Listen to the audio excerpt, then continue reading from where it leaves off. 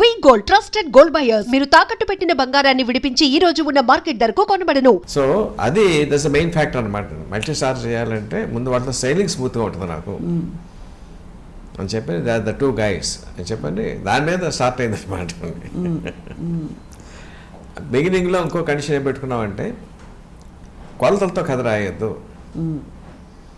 మీరు చూసే ఉంటారు లేదా కానీ రాఘవేంద్రరావు గారిది ఇద్దరు దొంగలు అనుకుంటాను, కృష్ణ గారు సోమబాబు చేశారు. దాంట్లో కరెక్ట్గా వాళ్ళ అసోసియేషన్ చెప్పేవారండి, 80 దగ్గర అడుగు 2 ఫ్రేములు అంటే ఇక్కడ కూడా అడుగు 2 ఫ్రేములే, అక్కడ 2 పంచులు అంటే ఇక్కడ 2 పంచులు అండి. అలా ఉండేది సార్, అలాగే తీశారు. ఇప్పుడు చూస్తే కొంచెం అది నవలాట కింద ఉంటుందండి. అవును అవును sir. So first part of course you have to keep the factor that they are superstars. వాళ్ళ తాలూకు ఇమేజ్ అక్కడ దెబ్బతినకూడదు, అంత దాన్ని ఎన్హాన్స్ చేసి ఉండాలి. అలాగే అని చెప్పండి ప్రతిసారి కూడా అతను ఏదైనా అంటే ఏదో కౌంటర్ అనాలి, అసలు మా ఫార్ములా తీసేద్దాం. Let the story dominate, the story should be so good they must become the integral part of the story. అర్థవుతుంది కదండి. అవును, వాళ్ళ కోసం స్టోరీ రాస్తున్నాం, వాళ్ళ చుట్టూ స్టోరీ రాస్తున్నాం. At the same time the story should be so good, వాళ్ళ దాంట్లో పాత్రలు దాంట్లో ఒదిగిపోవాలి తప్ప వాళ్ళు విడిగా కనిపించకూడదండి. ఇన్ఫ్యాక్ట్ నాకు సినిమా చూసిన తర్వాత కూడా నాకు అదే అనిపించిందండి. అంటే లైక్ ఎలాగ అనిపించింది అంటే, సో ప్రతిసారి use to wonder how it is happening. అంటే ముందు ఈ బిల్డప్ మామూలుగా రజనీకాంత్ గారు స్క్రీన్ మీద వచ్చారనుకోండి, సూపర్ స్టార్ SUPERS అక్షరాలు పడతాయి కదండి, మ్యూజిక్ పడండి, అవి లేవండి. యాక్చువల్గా హీరో కావాల్సిన ఎలివేషన్ అంతా ఉందో దాంట్లో, బట్ అది లేదన్నమాట అండి. నాకు సినిమా చూసి ప్రతిసారికి ఏమనిపించిందంటే, వీళ్ళు సూపర్ స్టార్సే కదా, ఏంటి ఇట్లా ఉన్నాయి దీంట్లో ఒదిగిపోయారు ఏంటంటే నాకు ఒక విజన్ కనిపిస్తూ ఉండేదండి.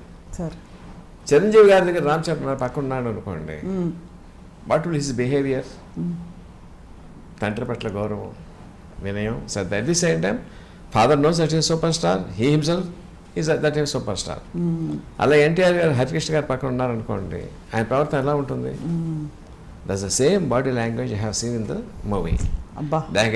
నాకు అనిపించిందండి, I never talk to them. సినిమా చూసిన తర్వాత that's the respect they give to the story. Maybe ఇండైరెక్ట్గా that the confidence or trust they kept in the director. Respect అనండి, the trust they kept in the director. Yes, ఎట్టి పరిస్థితుల్లోనూ మనకి ఎక్కడ తేడా చేయడం, ఇక్కడ ట్రస్ట్ హిమ్.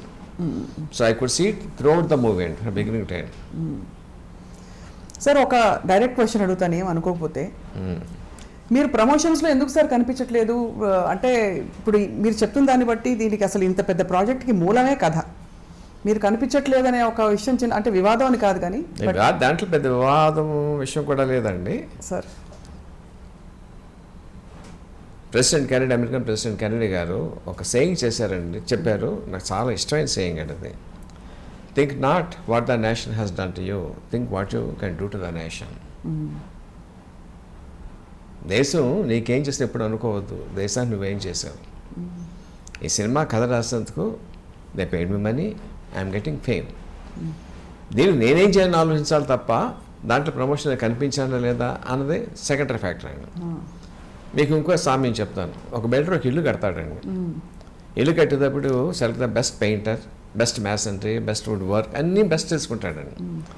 కానీ అమ్మేటప్పుడు పలానా వాడు కట్టాడండి, పలానా చేస్తే చెప్పడం కదా, మొత్తం ఇల్లు చూపిస్తాడండి, అంతే కదండి. సో సినిమా తయారు చేయడం ఒక పద్ధతి అండి, ఒక ఫేజ్ అండి. ఆ ఫేజ్లో ప్రతి ఈ స్టెప్లో నేను ఉన్నానండి. అంటే కథ అనుకున్న దగ్గర నుంచి అఫ్కోర్స్ కథ నా దగ్గర స్టార్ట్ అయింది. ఆ తర్వాత ఆర్టిస్టులు ఎలా అనుకుంటున్నాం, ఏ చిన్న చిన్న సలహాలండి. ఆ తర్వాత ఏదైనా సెట్ ఇంపార్టెంట్ సీన్స్ తీసుకెళ్ళి ఎక్స్ప్లెయిన్ చేసేవాళ్ళు, ఇలా చేద్దాం అనుకుంటున్నాను, ఏదైనా తోస్తే చెప్పేవాళ్ళు. రష్ ఎప్పుడప్పుడు చూపించాడండి, ఎడిటింగ్ కూడా చూపించి ఏమైనా సలహాలు అడుగుతాడండి, ఏమైనా చెప్తారని చెప్పని final copy work everything is there. Once the product is there, then the marketing team steps in. The marketing team thinks that my presence would help in the marketing, definitely would have asked me. Right. So, అంత తప్పించి దాంట్లో ఇంకేమీ subtext ఏమి లేవండి దాంట్లోనండి. అంతే ఏం లేవు. కానీ అంటే ఇక్కడ మీకు సందర్భం వచ్చింది కాబట్టి సార్, మీ అబ్బాయికి మీరు సినిమా కథ రాయడానికి బయట కథ రాయడానికి వ్యత్యాసం ఉందా? రెండు మీకు జస్ట్ మీ క్రాఫ్ట్ మీరు బయట పెడుతున్నారంటారా సార్? అంటే బయట వాళ్ళు తిట్టుకోవటానికి ఉంటుందండి, తిట్టుకోవటానికి ఉంటుంది, అదొకటే తేడా అండి. Okay sir. ఎలా సార్, చిన్న ఉదాహరణ కూడా ఇస్తే మేము ఇంకా సంతోషపడతాం. ఐ కాంట్ యూస్ కస్ వర్డ్స్. Right right. బయట వాళ్ళని తిట్టుకోవచ్చా సార్? తిట్టుకోలేమా? అంటే మీకు తెలుసు యూజువల్గా ఏం తిట్లు వస్తాయో తెలుసు కదా, ఉంటాను. అవునవును, దాంట్లో నేనే ఉంటాను. క్షమించాలి. అర్థమైంది సార్, అర్థమైంది. అంటే టఫ్ టాస్క్ మాస్టర్ కదా సార్ రాజమౌళి గారు. అంటే more and more we hear about him, ఆయన పర్ఫెక్షన్ కి. కదండి, ఇట్స్ నాట్ టఫ్ అండి. టఫ్ ఎప్పుడు అవుతుందంటేనండి, ఒక అన్డైజెస్టబుల్ ఐటమ్ ఇచ్చి దాని కలర్ పెట్టమన్నాడు అనుకోండి, ద మ్యాటర్ బికమ్స్ టఫ్. ఇప్పుడు RRR కదా, మీద ఎంతో మీకు ఐడియా ఉంది కదా, అల్లూరి సీతారామరాజు కొమరం భీం జీవితాల మీద ఆధారపడి తీసినటువంటి కథ. దీంట్లో అర్జెంట్ దేవేంద్ర ప్రత్యక్ష అయ్యండి నాన్నగారు అని చెప్పి అన్నాడు అనుకోండి, అలాంటి కన్సిడర్ అడిగాడు అనుకోండి, that becomes a tough job. అదే, అవును, మీకు అర్థమవుతుందండి. అర్థమైంది సార్. అంటే లాజిక్ కి లేదు పరిధికి అందని విషయం చెప్తే కొన్ని చోట్ల అట్లాంటివి, అంటే I don't want to mention any directors or producers name, కొన్నిసార్లు అట్లాంటివి అడుగుతూ ఉంటారంటే అవి అసలు 80% అవి పొసగవండి. అందులో ఇది ఎట్లాంటిది అంటే feeling like a crossword అండి. ఒకసారి ఆన్సర్ కొంచెం ఇబ్బంది పెడుతుంది, but answer is there, you have to crack your mind అంతేనండి. ఆ టఫ్నెస్ తప్ప క్రాస్ వర్డ్ పజిల్ ఫిల్అప్ చేస్తే వచ్చి ఏ టఫ్నెస్ ఫీల్ అవుతామో ఆ టఫ్నెస్ అంతా మించి ఎప్పుడు ఫీల్ అవునండి. బట్ అలా చూసుకుంటే సార్ బాహుబలి పూర్తి ఫ్యాంటసీ. ఫ్యాంటసీలో ఏముంది అక్కడ? Fantasy in the sense totally created. I mean fantasy అంటే not super natural thing. Okay, but not fiction. కాబట్టి ఆ ఫిక్షన్ లో మీరు జలపాతాల్లోంచి పాలు ప్రవహించినా ఎవరు ప్రశ్నించరు. కానీ ఇక్కడ ఒక వాస్తవ క్యారెక్టర్లు, అది కూడా దేశభక్తి అనే ఒక సజీవ ఎమోషన్ ని మీరు ఎలా కలిపారు సార్ కథలో? ఇది యథార్థం అనుకోవాలా, కాల్పనిక యథార్థం అనుకోవాలా? మన సినిమా చూడడానికి వచ్చేవాళ్ళే మనం కొంచెం బుర్ర ఇంట్లో పెట్టి సగటు ప్రేక్షకుడు అండి, బుర్రను పక్కన పెట్టి he comes to get ఎంగ్రాస్ in the movie. Right. అది నవ్వు అవనివ్వండి, ఎమోషన్ అవనివ్వండి, ఒక అందమైన పాట అవనివ్వండి, ఇంకోటి రొమాన్స్ అవనివ్వండి, గాట్స్ ఎంగ్రాస్ ఇన్ ద మూవీ. మనం ఎప్పుడు కూడా సినిమాకి వచ్చేప్పుడు అండి, ప్లస్ మన సపోజ్ గాంధీ గారు ఉన్నారండి, వీ నో గాంధీ గారు has his own setbacks, but సినిమాలో మనం want to see him larger than life. అవును అవును, అంతే కదండి. అవును sir. But we know Alluri Sitarama Raju గారు, కొమరం భీమ్ గారు, we know what they are. But అది చూడటానికి మనం ఇష్టపడమండి స్క్రీన్ మీద అండి. ఒక దెబ్బ కొడితే 100 మంది ఎగిరిపోవాలి అని చూస్తాం, అన్నీ చూడాలని కోరికతోనే వస్తాం, అది సాటిస్ఫై చేయాలండి. అవును. ఎందుకంటే మళ్ళీ తిరిగి మనం రివర్స్ ఇంజనీరింగ్ చేసేదాన్ని, అలాంటి ఆయన గొప్ప ఆయన దేశం కోసం త్యాగం చేశారు, అది ఇన్స్పిరేషన్ మనం కూడా తీసుకోవాలి, ఆ దేశం కోసం మనం కూడా ఏదో చేయాలి అనేటువంటి ఒక రైట్ సార్ దేశభక్తి రగిల్చాలి ప్రజల్లో రండి. మన సినిమా ఎంతో కొంత సినిమా చూసేవాడిని వాళ్ళ తాలూకు మనసు ఎలివేట్ చేయాలండి. రైట్. అది ఏ యాంగిల్ ఉన్నండి, ఒక త్యాగం ఉన్నవండి, ఒక ప్రేమ ఉన్నవండి, దేశభక్తి ఉన్నవండి, అంతే తప్ప అండి చెడగొట్టే సినిమా 80% కాకూడదండి. అది that we believe 100% believed. But sir while creating the characters, please continue to. పర్లేదు.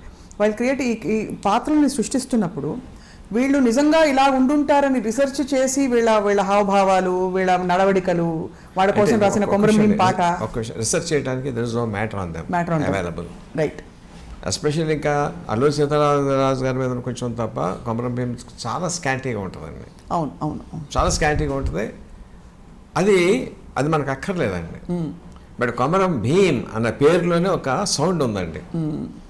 చరిత్ర తెలియని వారు కూడా ఈ నైజాంలో నైజాం తాలూకు దురాగత ఎదురుగా పోరాడిన ఒక యోధుడు, ఒక వీరుడు అని ఉందండి. ఆ ఇమేజ్ని ఇంకో 100 రెట్లు పెంచాలి మనం అండి. అవును అవును సార్. ఇప్పుడు సీతారామరాజు గారు యాక్చువల్ స్టోరీ తీసుకుంటే ఏముంటుందండి, ఆయన పితూరి చేశారండి. ఒక పోలీస్ స్టేషన్కి వెళ్ళి 2 తుపాకులు పట్టుకొచ్చి ఇంకోసారి 10 తుపాకులు పట్టుకొచ్చారండి, 20 బుల్లెట్లు తీసుకెళ్లారండి ఆయన. అంత మించి లేదండి, అది లేదు. కానీ దట్ ఇస్ ద ఫ్యాక్ట్ అండి. అవును. బట్ చూపిస్తే బాగోదు. అది మన మనసులో ఏదైతే ఆల్రెడీ కృష్ణ గారు మనకు ఇమేజ్ పెట్టారండి, అవును, దాటి ఉండాలండి. అయితే ఆ టచ్ చేయకూడదండి క్యారెక్టర్ని. సో భావితరాల వాళ్ళకి ఎస్పెషల్లీ యూత్ కానీ ఇట్లాంటి మహానుభావులు త్యాగాలు చేసి ఉన్నారు. మనం కూడా మన దేశం ఏదైనా మనం చెయ్యాలి అన్న ఎంతో కొంత ఇన్స్పిరేషన్ క్రియేట్ చేయగలం, చెయ్యాలి, చేసాము అని 3 నమ్ముతాను నేనండి. Waiting just waiting. Waiting is over matter of few hours. And what is your next one sir with Rajamouli గారు? అంటే నేను ఇండివిజువల్గా స్టోరీస్ రాస్తున్నాను నేనండి. Several projects I mean to.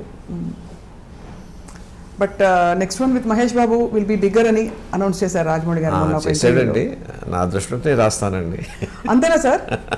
వాడి దగ్గర ఇది గ్యారంటీ లేదండి, ఎస్ అనేవారు. అవునా సార్? మీరు డిసప్పాయింట్ అవ్వరా సార్ ఎప్పుడు? అంటే అబౌవ్ ఎవ్రీథింగ్ మీరు యువర్ డాడ్ అండ్ సన్, నాన్న కొడుకులు అంటే కాబట్టి. ఒకటండి, యాజ్ ముందు తండ్రిగా వాడి మంచి కథ రావాలి.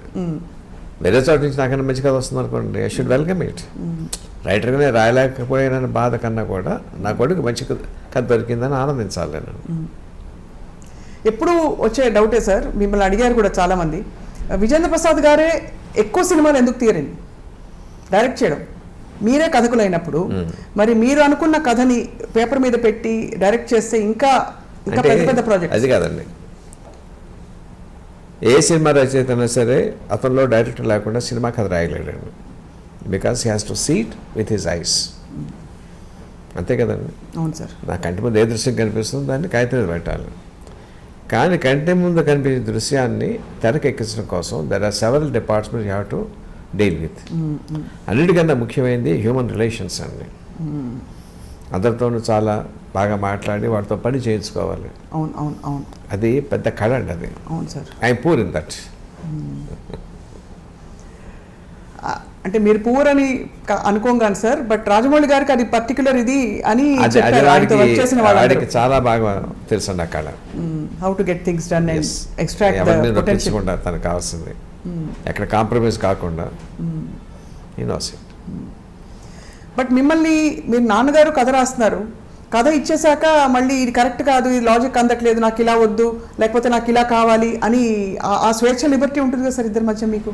అది కాదండి, వాడి లక్ష్యం ఏంటంటే నేను ఏదైనా చెప్తే గౌరవంగా వింటాడండి. రెండుసార్లు చెప్తే వింటాడండి. Ultimately he takes his own decision. ఓహో. చెప్పే స్వాతంత్రం ఎప్పుడు ఉందండి, రిజెక్ట్ చేసే హక్కు వాడికి ఎప్పుడు ఉందండి. అండ్ ఈ కాంటెక్స్లో sir we must mention, Telugu సినిమా స్థాయిని ఎక్కడికో తీసుకెళ్ళిపోయిన ఏకైక దర్శకులు రాజమౌళి గారని ప్రపంచం అనుకుంటూ ఉంటే ఒక తండ్రిగా మీకు ఎంత గర్వం కదా సార్? ఎలా అనిపిస్తుంది సార్? తండ్రికి ఎంత గౌరవపడతానో తెలుగు వాడిగా కూడా అంత గౌరవపడతానండి. నా ఫీల్డ్కి, నా తెలుగు భాషకి గౌరవం వస్తుంది. Have you express to him sir ఎప్పుడైనా? అండి ఎప్పుడైనా చెప్పారా మీరు? అంటే చెప్పే సందర్భం వస్తుందా, అసలు అవసరం వస్తుందా, మీ అబ్బాయే కదా అని? చెప్పరు.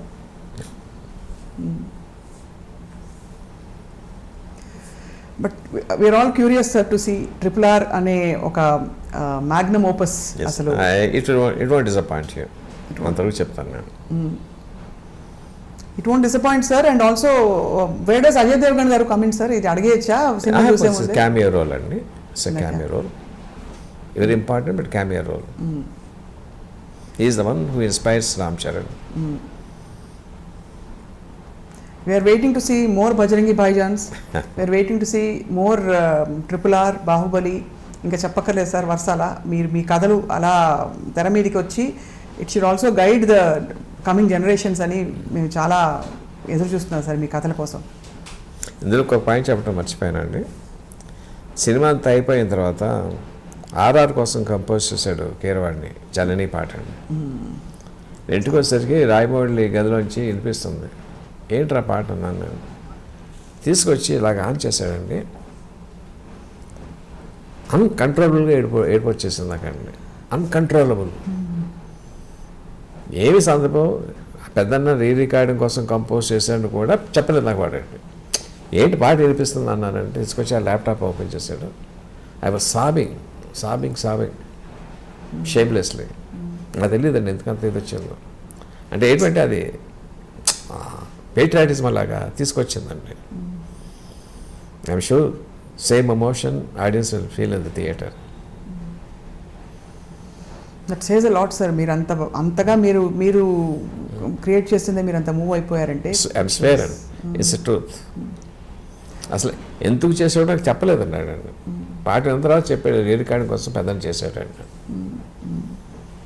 నా సినిమాలో అని కూడా నాకు తెలియదండి.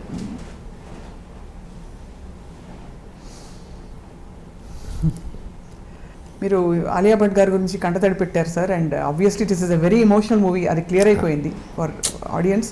And much needed emotion now. మళ్ళీ ఇప్పుడు కూడా వస్తుంది, ఇప్పుడు కూడా వస్తుంది సార్. దొంగమంట. ఎంత ఎంత ముద్దొచ్చేసే మీరు ఆ మాట అంటారు సార్.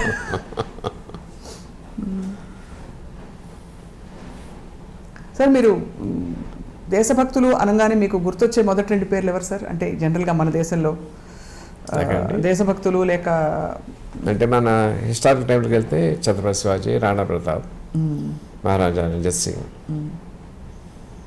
ఝాన్సీ లక్ష్మీబాయి, ఎవరి పేరున్నా రోమాంచితం అవుతుంది. అవునా సార్? అసలు అలా స్పందించగలగడమే గొప్ప ఇది సార్, మీకు అదృష్టం సార్. సో కీరవాణి గారి మ్యూజిక్ అయితే ఇంకా చెప్పక్కర్లేదు మనం. అల్టిమేట్ అండి, అల్టిమేట్. సార్ ఇప్పుడు ఆలియా భట్ గారు కాకుండా ఇతర పాత్రధారులు, అంటే ఇప్పుడు ఇద్దరు హీరోలు, ఒక హీరోయిన్ గురించి బ్రిటిష్ లేడీ ఒక అమ్మాయి ఉందండి, మీరు ట్రైలర్ చూసారు కదా. అవును, తను she is also integral part of the story. And how did you pick characters తెల్లవాళ్ళ కోసం? అంటే బ్రిటిష్ కాలం నాటి అంటే వాడు రూల్ చేస్తున్నప్పుడు వాడు లేకుండా కథ ఎలా ఊహిస్తాం? లేదు, అది కాదు సార్. హౌ డిడ్ యూ పిక్ అంటే ఆ నటులు ఎలా దొరికారని, అంటే కాస్టింగ్ నెక్స్ట్ వాళ్ళు తీసుకొస్తారండి. ఆ అమ్మాయి కూడా చాలా బాగుందండి, చాలా హోమ్లీ అండ్ లవ్లీ. ఎప్పుడు చూస్తున్నారు సార్ సినిమా మీరు? రేపండి. రేపేనా ఫస్ట్ షో? ఫస్ట్ షో కాదండి, 11:30కి దొరికిన టికెట్స్. Right sir. మేము కూడా ప్రపంచం అంతా మీతో కలిసి చూస్తుంది సార్. అందులో మరొక విషయం, సాంకేతికంగా ఈసారి డాల్బీతో పాటు అనేక టెక్నాలజీస్ ఎవరికి ఎలా సినిమా స్కోప్లో 3Dలో అన్ని ఫార్మాట్స్లో అందించడం అనేది చాలా గొప్ప ఘనత. అంటే ఇది ఎంత పెద్ద ప్రాజెక్ట్ అంటే సార్, ఫ్రాంక్లీ మాకు ఇంటర్వ్యూలు చేస్తున్న వాళ్ళకు కూడా ఏం అడగాలో తెలియదు. Because it is too big. ఒక సముద్రం గురించి మనం ఏం అడుగుతాం అంటే తారాగణం కావచ్చు, కథ కావచ్చు, అన్ని విషయాలు కూడా it is beyond our imagination. So we can only watch it and wonder at what is happening on screen, sir.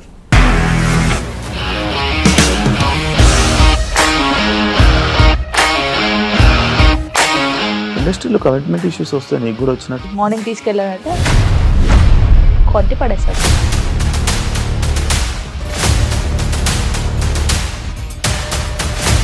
ఒక్కళ్ళు కూడా చూడలేదు ఈ సినిమా అని చెప్పడానికి కూడా చాలా ధైర్యం కావాలి. అది నిజం కదా, దాంట్లో ధైర్యం ఏంటి? ఇది నెక్స్ట్ డే ప్లేట్ మార్చేస్తే తప్పు కదా. As of now we are comfortable this అని నేను అనుకుంటున్నాను. రష్మిక గారిది మీది ఒకే ఊరు అంటే కదా. నీకు కోపం వచ్చిందంటే బాగా తిట్టేత్తరా? తిట్టేద్దామండి. నిజంగా గేమ్ ని ఎలా చేంజ్ చేయగలిగారు? ఏపీఎస్ఎఫ్సి వాళ్ళకి 6 నెలల్లో నేను 6 లక్షలు కట్టా. బిజినెస్ చేయాలనుకుంటే it is as difficult as riding a tiger.